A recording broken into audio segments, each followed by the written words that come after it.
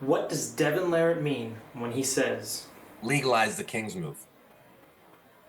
Listen, Devon. We just start there. Let's get savage. What is up, ladies and gentlemen, and welcome to Savage Arm Wrestling. In a recent podcast with Engin and Terzi, Devon Larratt got in a super debate about legalizing the King's move. Some of you may be asking yourself, wait, doesn't he already do a King's move? Isn't that the move he used against Levan? Yes. So, to answer the question, what is Devon really asking here? Let me break down some basic points of a King's move. Hey, Devon's got the brakes on though, and it's turning into a trench war. Now this is what Larratt wanted. The basic ideology around a King's move is the idea of giving something up to gain something more. You give up internal connection, opening up to maximize your ability to pronate. As the King's mover is opening up, he rotates his body away from the opposing pin pad, lowers his body, and then rotates his elbow onto his bicep side, and in turn, maximizing the amount of pronation he can utilize. And yes, before you say it, Devon already does perform the move like this. So, what is Devon asking for? And to answer that question, it's pretty simple. What foul gets called when an athlete dips into a King's move, or when an athlete dips too low into a King's move? So currently under East versus West rules, if the humerus drops below the elbow pad, it's a foul. So, as I am sitting here, this is a foul. Now, this is not. So what does this mean when doing a King's move? Well, here I can still be pinned, but here comes to the definition of why Devon was screaming, "Let them break the arm."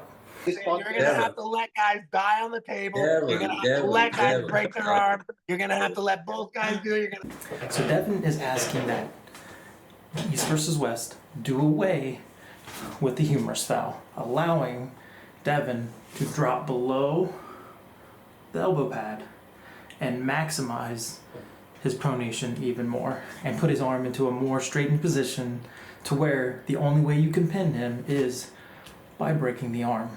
Now, this comes with a warning, and he is not joking. You can break your arm doing a King's move if your body is not ready to perform it or you do it improperly. Now, at its core, that's what Devon is asking for. He's asking for the removal of the humerus foul, allowing his shoulder to dip below the table, rolling over into his bicep and maximizing his pronation to its fullest. Is it a dirty move? Is it ugly? Yeah, it's an ugly move. And when you look at it, it looks like the athlete is sitting on the floor. But is it effective? Yes.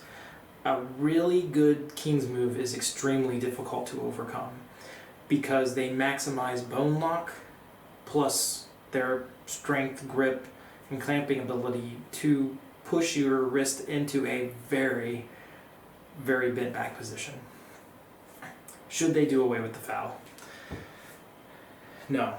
I think Engin has a very good point. As it is and as it stands now, I feel like it is very comfortable, it is very smooth. They are able to dip down, but not too far to where it becomes a risk and a hazard for both athletes. Because in the end, it's a hazard. That move is made there to protect the athlete. Yes, Devon has a little bit of a point. Let the athlete break his arm.